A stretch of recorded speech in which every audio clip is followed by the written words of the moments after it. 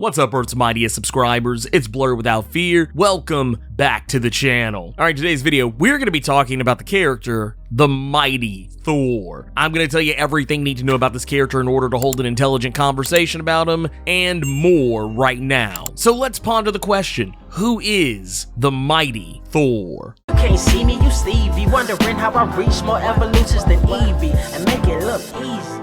Jane Foster first appeared in Journey into Mystery number 84 in 1962 and was created by Stan Lee and Jack Kirby. Jane got her start in the Marvel Comics universe as the love interest of Dr. Donald Blake, the one-time alter ego of Thor, the God of Thunder. She would work as a nurse at his private practice before the two would eventually start a romantic relationship. And over the course of her time in the Marvel Comics universe, she'd eventually earn a medical degree and become a full-fledged doctor. Jane Foster has always been intrinsically tied to Thor, going all the way back to his time as Donald Blake. Jane's friendship and romantic relationship with Thor would often mirror DC Comics' Superman and Lois, with Jane being completely unaware that Blake was the actual superhero she had a crush on. Now, of course, this would be a point of contention that would occasionally cast doubt on whether or not their relationship would ever work out, and other times Blake's secret superhero shenanigans would lead to him having to make himself appear to be a coward so he could leave and come back as Thor and save Jane's life. This too would put a strain on their relationship, but eventually she would learn the truth about Blake and his truly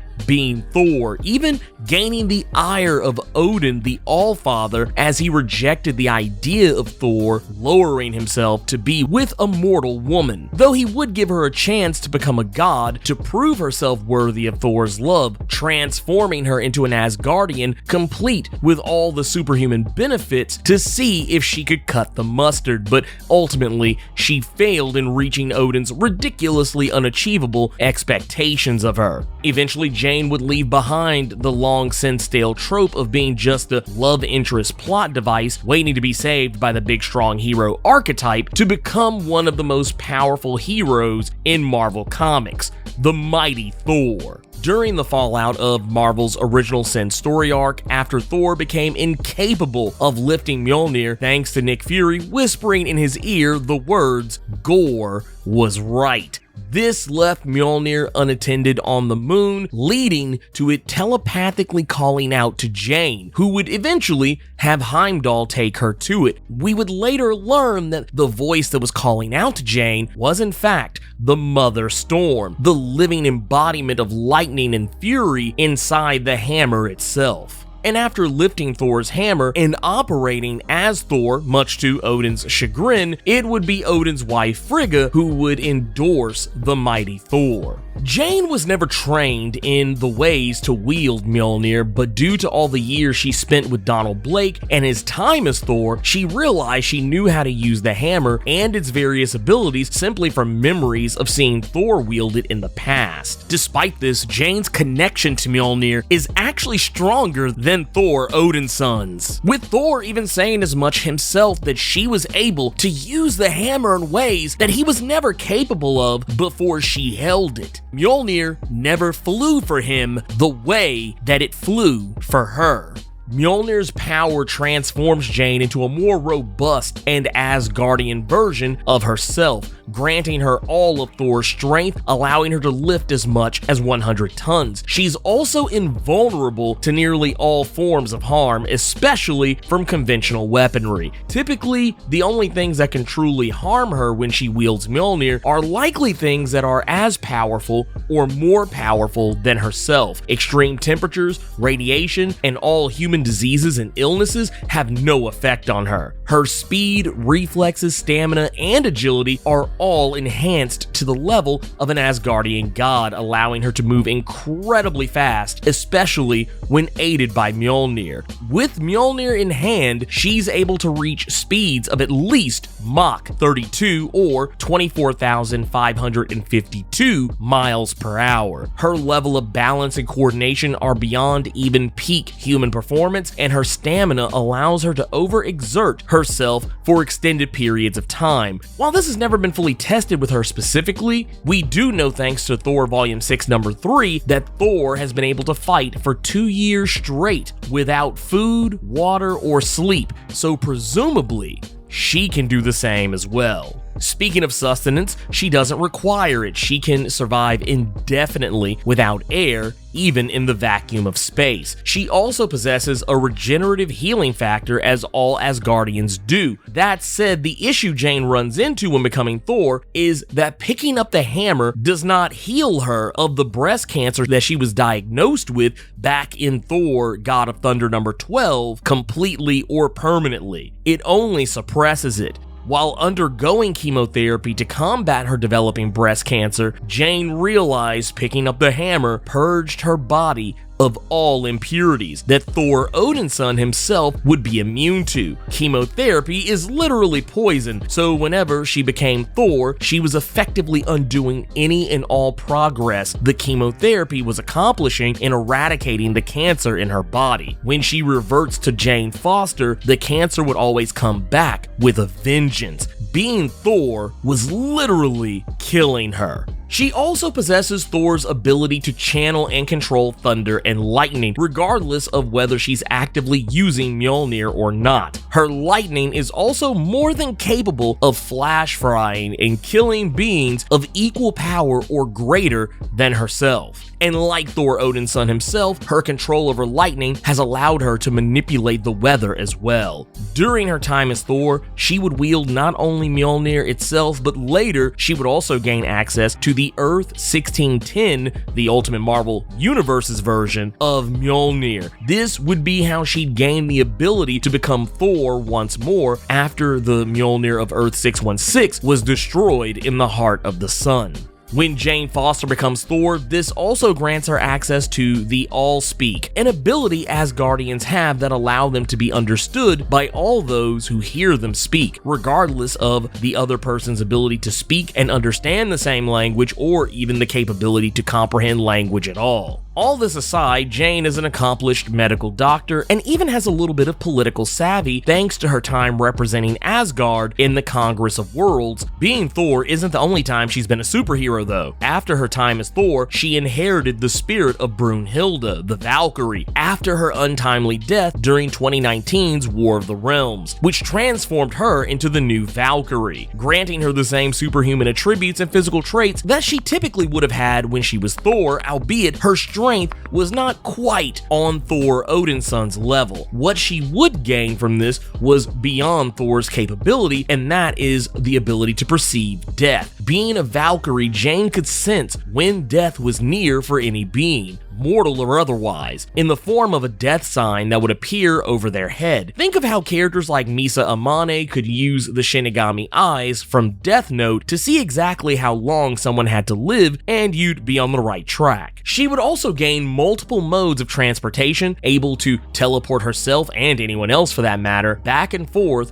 to anywhere in the universe, and she also regained the ability to fly. As Valkyrie, Jane would wield a weapon known as Underjarn, the All-Weapon, a vambrace crafted from the remains of the Earth 1610 Mjolnir after the conclusion of 2019's War of the Realms. This weapon was malleable and could transform into any type of weapon that she desired, hence the name, the All-Weapon. Now, despite all this, many believe that when Jane picked up the hammer Mjolnir in Thor Volume 4 number 1, that it was the first time that she'd ever been worthy of lifting Mjolnir, but that's not exactly true. Jane has also been Thor in the past. Granted, this is an alternate reality version of the character from Earth 788. This Thor, known as Thordis, occurred in 1978's What If number 10, where Jane, for the most part following the same path as her Earth 616 counterpart, except in this reality, after Earth was invaded by the alien species, the Cronin, Donald Blake would be separated from his trademark cane that allowed him to transform into Thor. Jane would fall off a ledge after it but become trapped in a cave moments later, swinging the stick at a large boulder in an attempt to move it. But the strike triggered the same effect it normally would with Donald Blake, transforming her into Thordis. In this form, she seemed to possess every ability Thor did at the time of publication. That said, getting back to Jane Foster's proper time as the God of Thunder, she displayed very different characteristics from what many would associate with Jane herself. When in the form of Thor, she spoke Asgardian, indicated by the Asgardian font in all of her speech bubbles, but her thoughts were always in her normal speaking voice, indicated by the, bog standard normal Marvel text font that's in most every character's speech bubbles. She also seemed to act more like one would imagine Thor to act. She was more assertive and aggressive in just about everything that she did, whereas Jane herself was always a more reserved and methodical character who thought things out first and then acted. Her attitude and demeanor, I would even dare say, as Thor, would probably remind you more of Tessa Thompson's Valkyrie in the MCU. All that aside, one of the biggest questions many people have about Jane is she actually Thor? And the answer is both yes and no. While in a literal sense, she is not Thor, Odin's son, picking up the hammer didn't just turn her into Thor. She is still an Asgardian version of Jane Foster, who wields the power of Thor. That said, her actions and her deeds, as well as Thor recognizing her potential as Thor and how she is willing to make the sacrifices that even he would second guess, this is what makes her Thor. And this is even before Thor, Odin's son, even knew that it was Jane, so there's no bias coming from Thor. That said, she kept her true identity as Jane Foster secret from all those around her, Thor included. Only a handful of people knew the truth that Jane Foster was Thor for quite some time. Chief among those people who knew the truth were Sam Wilson, who at the time had already dropped the Falcon persona and was the current Captain America.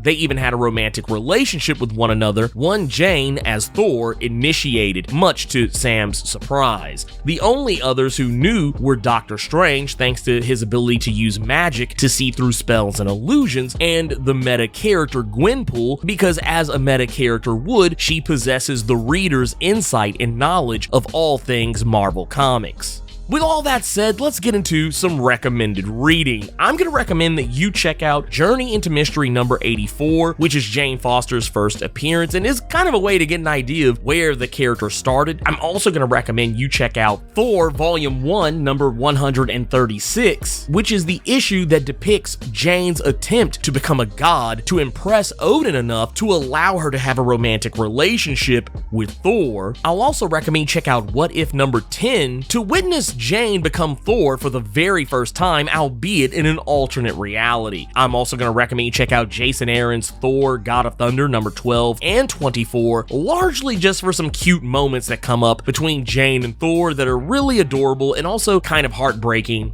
at the same time. I'll also recommend you check out Thor Volume 4, number 1 through 8, to witness Jane's first time being Thor in the main Marvel Comics universe, Earth 616. I'll also recommend that you check out Mighty Thor Volume 3, number 1 through 23, and then you'll skip over to Mighty Thor number 700 through 706 due to Marvel Comics reverting back to the original Mighty Thor numbering. This is mostly so that you can witness Jane's greatest accomplishments, where she faces off with various and sundry Marvel Comics villains, but none more important than her battle with the Mangog, the god-destroying monster who even Thor Odin's son has had trouble with in the past. I'll also recommend you check out War of the Realms number 1 through 6, which leads to a lot of really interesting Jane Foster story beats that also lead up to her becoming the new Valkyrie. Jane Foster's a really awesome character who, in my personal opinion, I feel like kind of got the short end of the stick when it came to being a woman in the Marvel Comics universe back in the 1960s. It was an era of comics where women were really just second-class characters that just happened to exist in a male character story. It just is what it is. But over the years, she's evolved to become a much stronger character who I think has now stood the test of time and has, even after becoming Thor, stepped out into her own. And granted, while she pretty much just kind of took up the mantle of yet another character, I kind of feel like she has, as Valkyrie, found her footing once again, whereas a lot of people decried the idea of a woman becoming Thor. Even though there are some instances where I've seen some people not have as much of a problem with other female characters having lifted the hammer of Thor in the past. Characters like Storm come to mind. But with Jane Foster, I feel like she withstood the criticism, and Jason Aaron proved that she could be just as good, if not better, than Thor proper in a lot of respects. And then becoming Valkyrie, I think she just cemented the fact that she is a character who stands on her own, regardless of whoever's shoes she happens to fill. Would I one day like for Jane Foster to step out on her own and become an original, empowered character, the likes of Thor and Valkyrie, but under her own banner? Yeah, sure I would, but technically, it's not like anyone really talks about Brunhilde as Valkyrie, so it's one of those situations where I'm pretty much okay with the idea of her being Valkyrie. As far as I'm concerned, she is Valkyrie now, albeit it kind of makes things a little muddy when you start trying to compare the Marvel Comics universe Valkyrie versus the MCU Valkyrie. Those are two very different characters. But anyways, if you want to see more awesome videos about what's up with Thor in the Marvel Comics universe, check out this video on the top left to find out what's going on with Thor's hammer. And if you want to know more about Marvel Comics Gore the God Butcher, check out the video on the bottom left to learn more about that. Let me know what you thought about Jane Foster as Thor. Have you always known about this version of the character, or are you today years old finding out about her? Keep it plus ultra and sound off in the comments.